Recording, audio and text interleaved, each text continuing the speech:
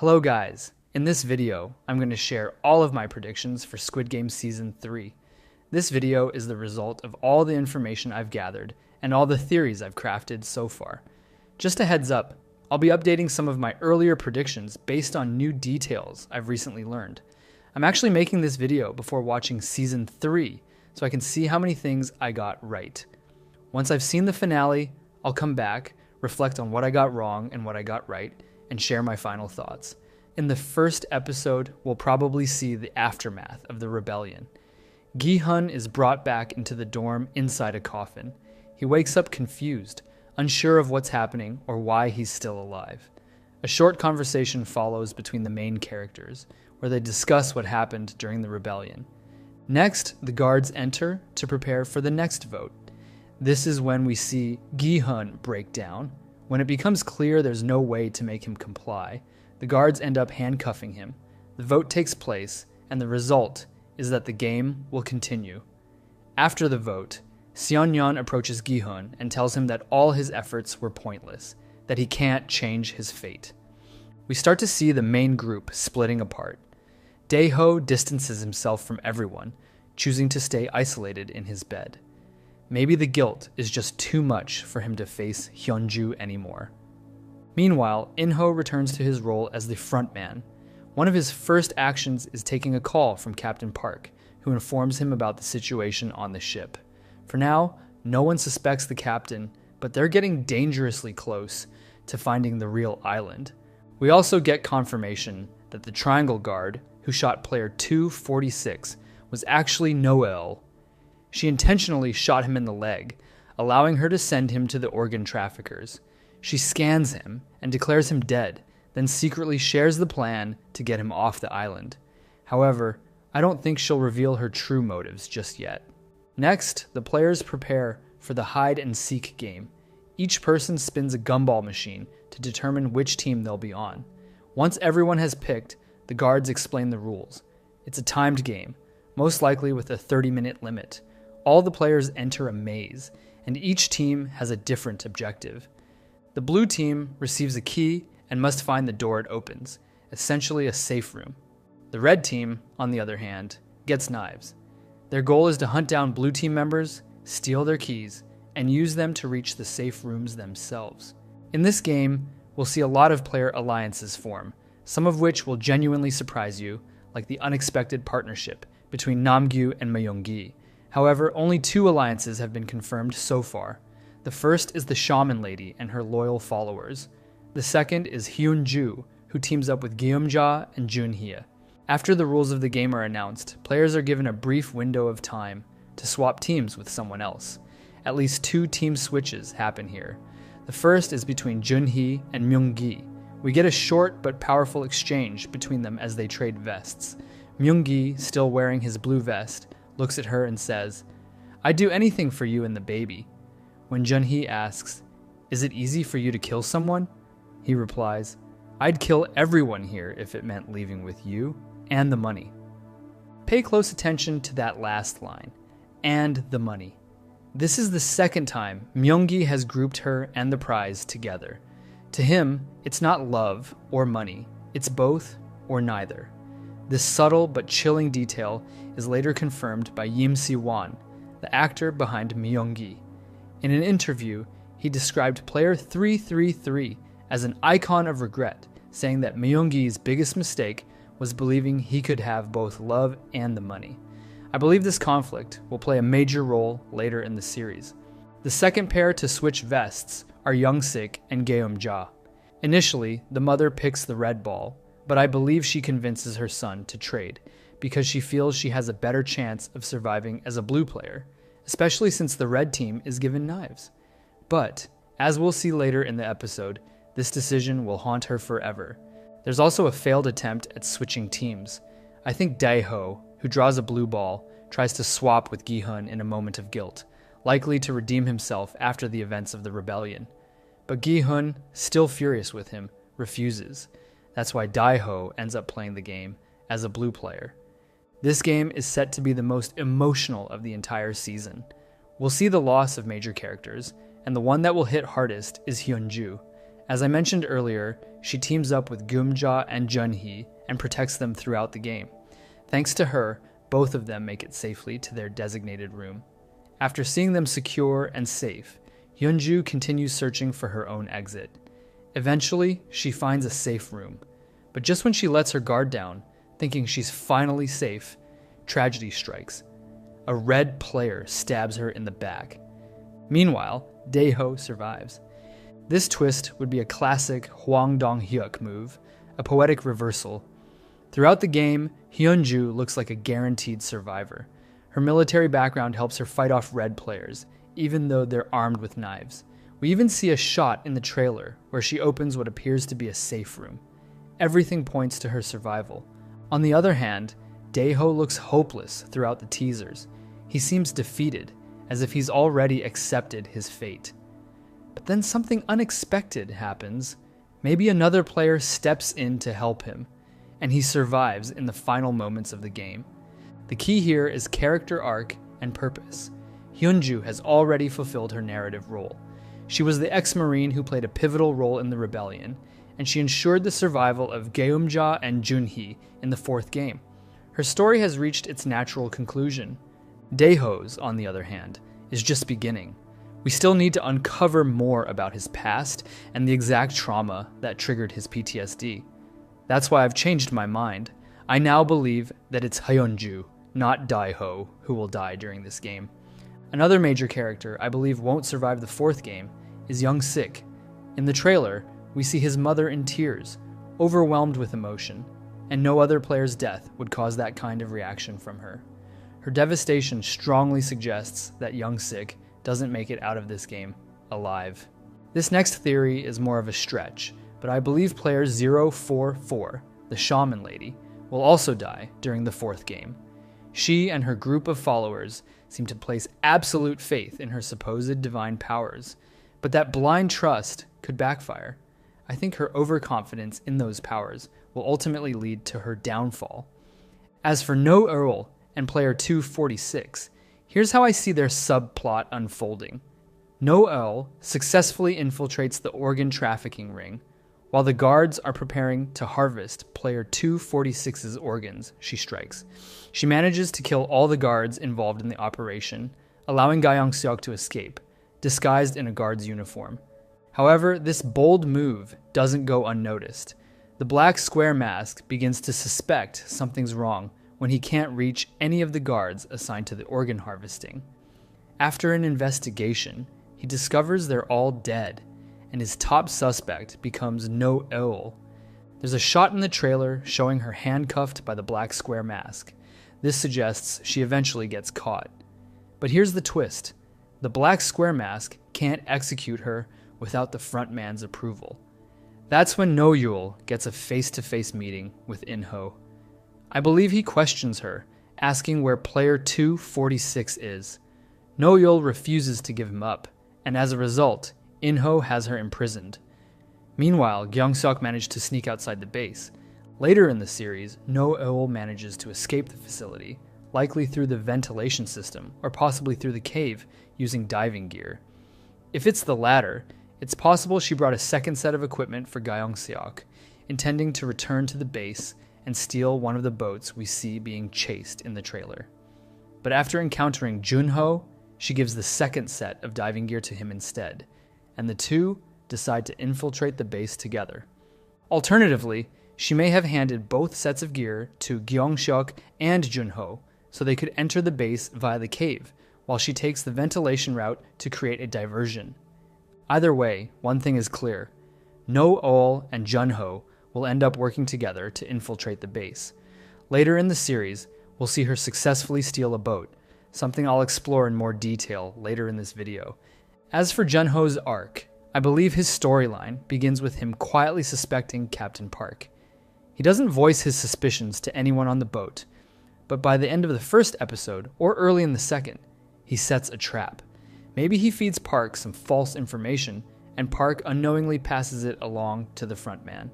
Once that information is compromised, Junho knows for certain Captain Park is working for the organization. But Park doesn't go down without a fight. Before he's caught, he takes out several members of Junho's team, After exposing the traitor, Junho eventually finds the island. There, he encounters Gyeongseok, mistaking him for a guard at first and taking him prisoner. But Gyeongseok eventually reveals his identity as a player, and the two decide to work together. This is when No-Rule reunites with them. From this point on, their combined storylines will become central to the rebellion building within the island. Now let's turn our focus back to the players. After that horrific fourth game, everyone is shattered, emotionally drained, and physically broken. They finally come to understand what these games are truly about and the horrifying reality behind them. This is when we see Gyumja deliver her heartfelt speech to Gi-hun. I believe Gi-hun ends up killing someone during the fourth game, but I don't think it'll be a main character. Instead, I believe he kills a red player, and only in a situation where he's forced to. He does it to protect a blue player, possibly someone like Geumja or Daiho. The red player he kills had already obtained a key by murdering a fellow contestant, but instead of heading to a safe room, he stays behind in the maze to hunt down even more players. Gi-hun steps in and takes him down to save someone else. That's the only scenario where I see Gi-hun taking a life. And perhaps that's what prompts Geumja's emotional words to him. After the game, another vote takes place. Geumja pleads with the players to stop the games, but her efforts are in vain. Most of the remaining players have a new mindset. We've already gone through hell. We might as well keep going and try to win the full prize. The vote once again favors continuing the game, with the final result being heartbreakingly close, decided by just one vote. The shocking part? The decisive vote belongs to Min-soo, who chooses to continue, while Nam-gyu, seriously injured in the fourth game, votes to stop. He knows he likely won't survive the next round. That same night, Junhee goes into labor, and player 149 helps her deliver the baby safely. This event is why Junhee refuses to play in the fifth game. Her body simply can't endure that kind of strain so soon after giving birth. And that fifth game, it's brutal. Even the players who had previously insisted on continuing the competition now stare at the challenge with wide-eyed fear. The regret is visible on their faces. They realize too late that they've made a terrible mistake. From what we know, the game is a twisted version of jump rope. Players must cross a bridge from Younghee's side to Chul-soo's side while dodging a giant, deadly rope. There's a gap in the middle of the bridge that players must leap across, all while timing their movements to avoid the swinging rope. It's also a timed challenge, and I believe the time limit corresponds to the number of players remaining. But there has to be a twist. It's never that simple. In one of my previous videos, I speculated that players may be required to cross the bridge twice, perhaps to retrieve an item from the other side, like a flower. If true, that twist would make the game even more unforgiving.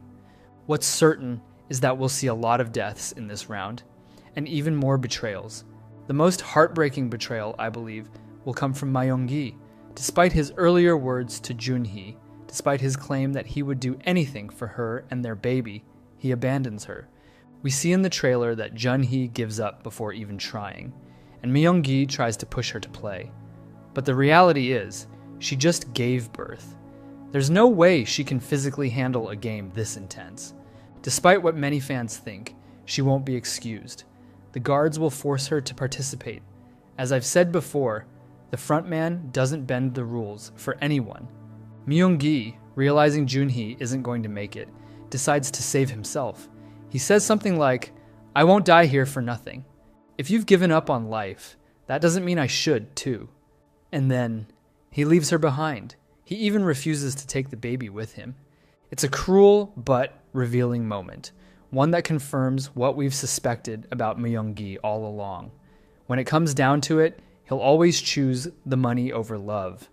The one person who will come to Junhee's aid is none other than Gi-hun.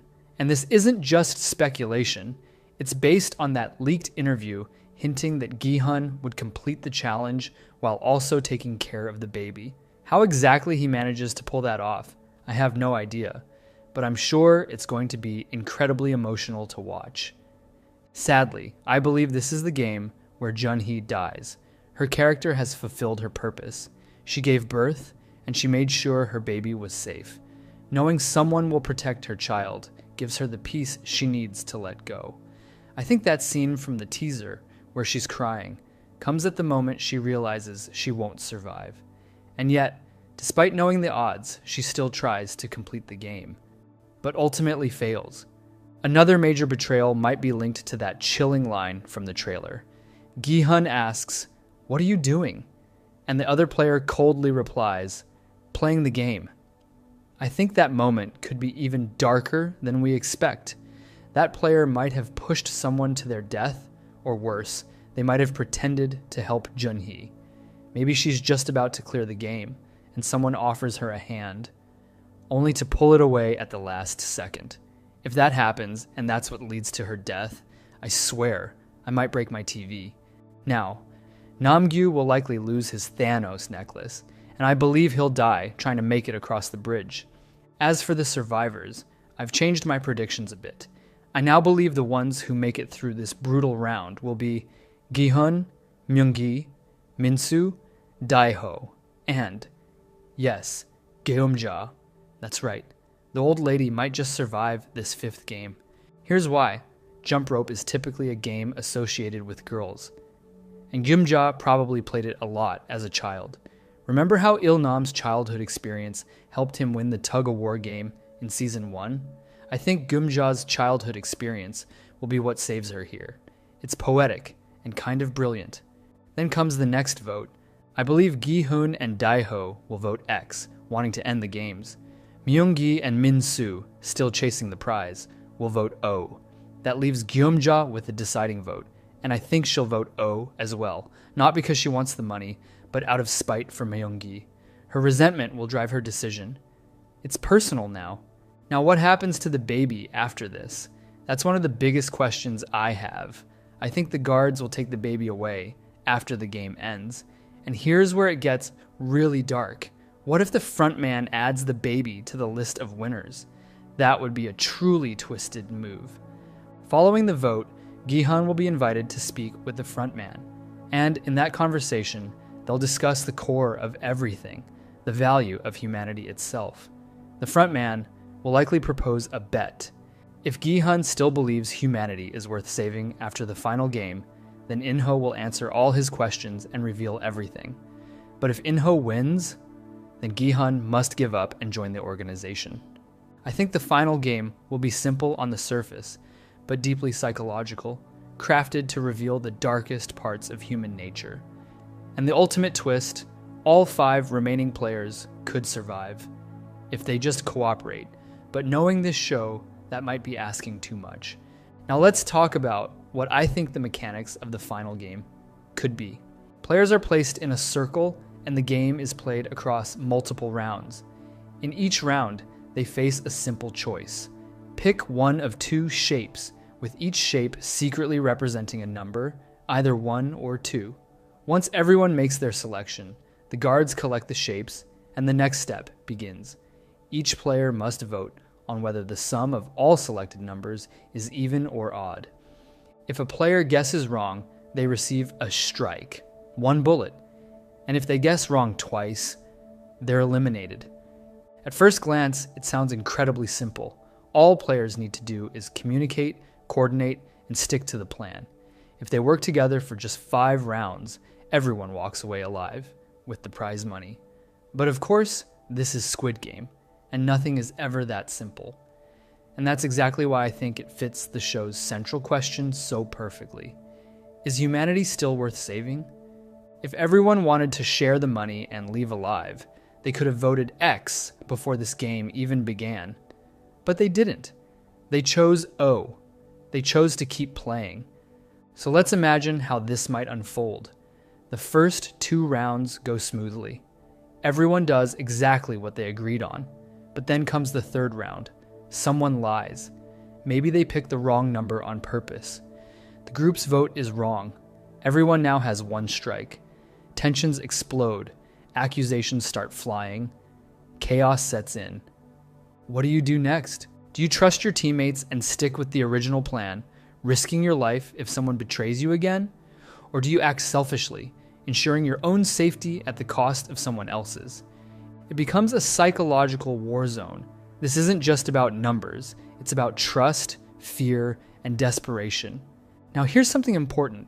I believe the game shown in the trailer is actually a flashback from In-ho's past, not the final game itself.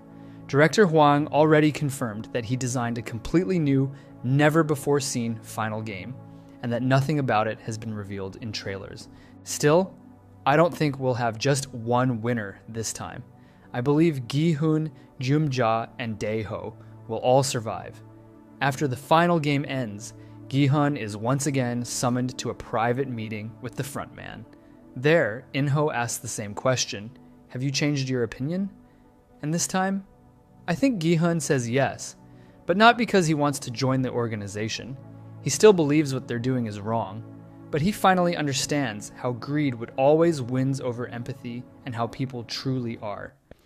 That's when In-ho reveals his identity. We see his full backstory. The moment he met Il-nam after his own final game. That green button flashback from the trailer, that's from In-ho's victory, his decision to keep playing, and ultimately to take Il-nam's offer and become the front man. Now let's pivot back to the other major subplot, Jun-ho, No-eul, and Ga-young-seok. I don't think player 246 will make it to the end. After they steal the boat, after the gunfight and a narrow escape, I believe Gyeong-seok will be fatally shot. In his final moments, he tells No-eul that he has a daughter, and with his dying breath, he begs her to protect her. No-eul accepts, and in the end, she survives, holding on to that promise. In a tragic but poetic twist, No-eul finds the family she lost. She becomes the guardian of the girl who unknowingly gave her hope and raises her as her own. It's heartbreaking, but it's also beautiful. And in a world as dark as Squid Game, sometimes redemption doesn't come through justice. It comes through love. The most unpredictable part of the entire story is what happens to Jun-ho after he infiltrates the base. His fate feels like a coin toss. There's a 50-50 chance he survives or dies. But one thing feels inevitable: a reunion with his brother, In-ho. Now, I don't believe Jun-ho has ever truly let go of the pain his brother caused. We saw how that tension simmered under the surface during his conversation with their mother, the moment he questioned why In-ho took that bribe. That confrontation is coming, and it's not going to be clean or easy. Despite everything, In-ho's only remaining soft spot is his younger brother. Let's not forget, he once gave Jun-ho a kidney. That connection still matters. That's why I think we'll get a powerful, emotional conversation between the two. Jun-ho will demand answers. In-ho will try to justify himself, explaining how he lost faith in humanity after the death of his wife. But Jun-ho won't buy it. He won't fall for the emotional armor In-ho hides behind. He'll call him out without mercy. And yet, In-ho won't shoot him this time. He's tired, spiritually exhausted, especially after witnessing Gi-hun hold on to his belief in people, even after everything he's endured. In-ho knows he's lost. The only way out of the frontman role is death. I think In-ho dies, either by sacrificing himself so Jun-ho can escape the island, or in the most devastating twist of all, Jun-ho is forced to pull the trigger himself. But here's the brutal truth. Even if In-ho dies, the games won't stop. The VIPs will simply appoint a new frontman. Even if Jun-ho manages to expose parts of the operation, the system is too corrupt. The police, the government, too many people are willing to look away. In the end, nothing changes. And that's what makes the epilogue so haunting and powerful. We see Geum-ja, still alive, raising Jun-hee's baby, giving the child a life Jun-hee never got to finish. And Gi-hun?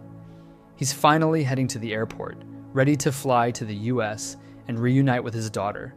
But on his way there, he sees it, another recruiter, slapping a desperate man in a subway station, just like what happened to him. Only this time, Gi-hun looks away. He doesn't intervene, he doesn't turn back. He walks on, because he's finally made peace with himself. He knows the truth now. Evil and greed will always exist, and no matter how hard he fights, he can't save the whole world. But he can choose to live, to cherish the time he has left, to find joy in the little things, to love his daughter. That's the real victory. That's the real wealth.